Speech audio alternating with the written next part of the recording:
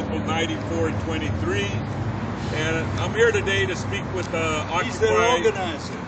An organizer, and every worker should be an organizer, but that's another discussion. I'm here today to speak about collective bargaining, and to do that, we need to talk about the history of collective bargaining. And collective bargaining, formally, the National Labor Relations Act was signed in 1935 by President Roosevelt. Now, many believe that the act, the National Labor Relations Act, came to be because of all the agitation that was taking place. There was a lot of worker unrest in the 30s and the 20s. In fact, some would say that there was an Occupy movement going on back in the 30s. A lot of factories were being taken over by workers to gain recognition by their employer. The reason workers were taking such drastic steps back then was that it was very difficult to start a union. And also, workers that wanted a union were subject to being spied on, they were subject to harassment, they were subject to being blacklisted, they were subject to being fired just for joining a union. And clearly back then the advantage was to the employers, and there was general strikes that took place in many cities in this country. And so again, many believe that's what gave the impetus, that's what pushed Roosevelt to sign the bill, the Wagner Act, which became known as the National Labor Relations Act. Again, that was in 1935. Now, one of the main tenets of the NLRA, of the National Labor Relations Act, was to allow workers to bargain collectively. It allowed workers to join together in a common goal to bargain collectively with their employer. And it also described rights for both labor and for management. And so, but the basic premise of the law, the National Labor Relations Act, was to allow workers to come together and to bargain collectively against their employer, and to ensure that that was done freely of interference from their employer, and that there was also a right to basically individual protection of individual rights in that process.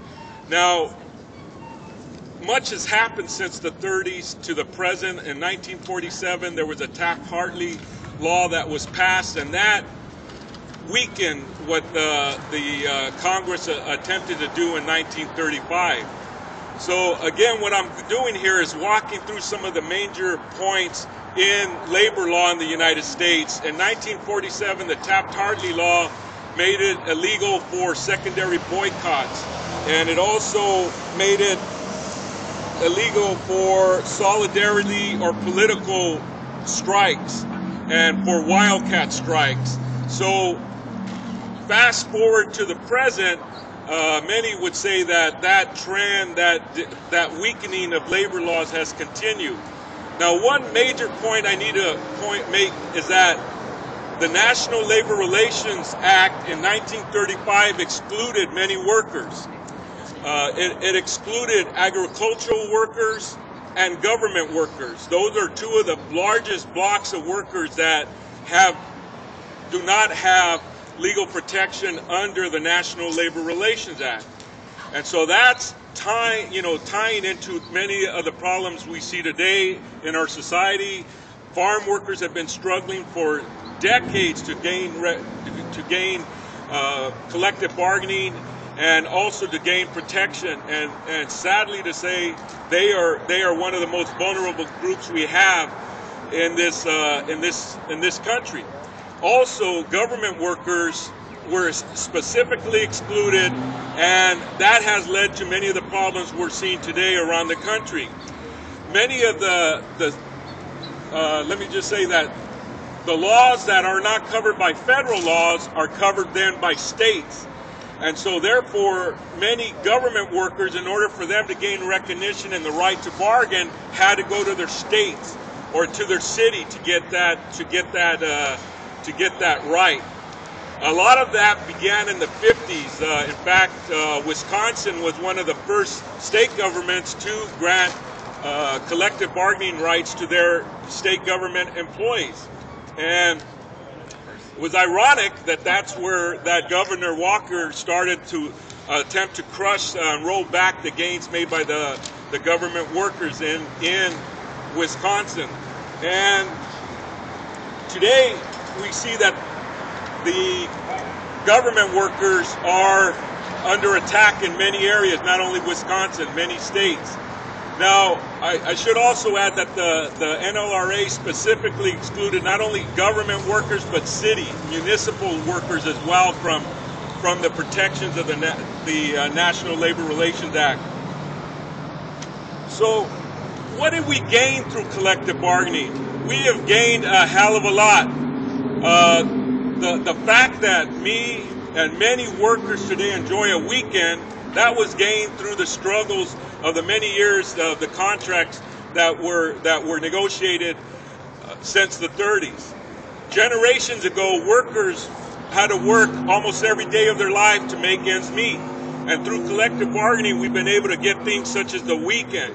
Vacations were once just a luxury that the wealthy enjoyed. Today we have vacations considered a norm for many people, including working families, because of what labor has been able to do throughout the years. Holidays, paid holidays, medical benefits, retirement pensions, all of those are benefits that were gained through collective bargaining. And they were not gains that were just handed out. Anything you gain in collective bargaining is based on the relativeness of your power relation with your employer. The more power unions or workers have, the more successful they were in gaining benefits. And so that is why one of the reasons communities should care about collective bargaining, because that is a measure of how well workers are doing in your community. If there is little collective bargaining going on, then there is much less wealth that is, or let's say income equality that exists in working class communities. So communities have a vested interest in how well workers are able to bargain collectively, because when workers have money in their pockets, they're able to purchase items at the grocery store. They're able to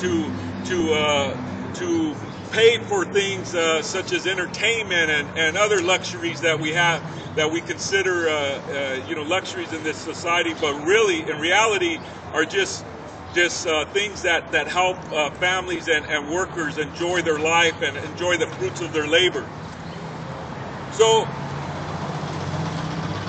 it's also important for communities to support labor, because labor is a vehicle for workers, for students, for many in our community to advance, to be able to survive this economic system that we live in. And when workers are under attack, therefore communities are under attack. And so, our futures, our realities are intertwined. They're one and the same.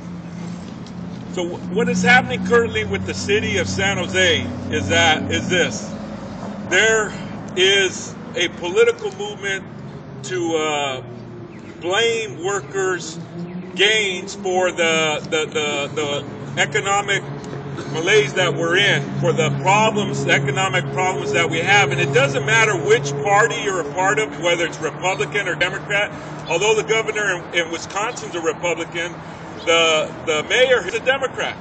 And so in many cities, it's also Democrats that are attacking the workers as the cause of the economic problems that we're faced with.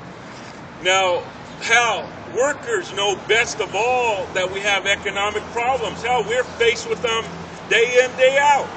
And it's just when the wealthy, when the status quo start getting threatened or a concern, then suddenly it's a huge problem. And that's not to minimize the heartache and all the problems that clearly this recession has been a serious one.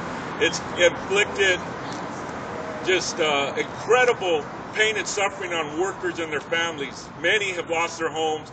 Many have lost their jobs. Many are struggling just to make through the day. However, throwing more workers out or knocking more workers down the economic ladder is not going to help us get out of this problem. And so the city, what they're attempting to do is to roll back the clock, and they're attempting to take away, to diminish benefits that were gained throughout the year, city workers, regarding their pensions. They've already, at the negotiating table, they've adjusted their pay downward. They've given back pay. They've cut their pay, I should say, and have done extraordinary measures to help resolve the financial crisis the city's faced with. There is a financial crisis. It's a revenue crisis, clearly, and part of that's due because the wealthy are not paying. A big part is due because the wealthy are not paying their rightful share. And also, if you look at the pensions, most of the city workers, employees that work at the libraries, that work at the sanitation department, that work at the city's other city services, they are not living at retirement with six-figure pensions. It's the upper management or selective work titles that get them, but it's not the majority. It's not the majority of city workers that retire with those benefits. And some of, if not the highest, some of the highest, if not the highest, are managers. So, if they want to start with reform, they clearly have a path to do that, because they have their managers that they could, their high executives that they can clearly reform if they were wishing to do so. But no, they're coming after the workers first and foremost. That is who their target is. So, in response, the labor unions are not rolling over on these attacks. We are not. We never have, and we never will. We are here to, our primary mission is to better working people's lives. And it's never been an easy road. It's never been a cakewalk, and this time it's definitely a serious attack, and we are not rolling over or going to allow these rollbacks to take place on our watch. So this coming Tuesday, there's going to be a rally right here at 1 o'clock prior to the city council meeting, where there is going to be on the agenda, the city council is attempting to legalize the mayor's desire to destroy collective bargaining here by putting on a ballot measure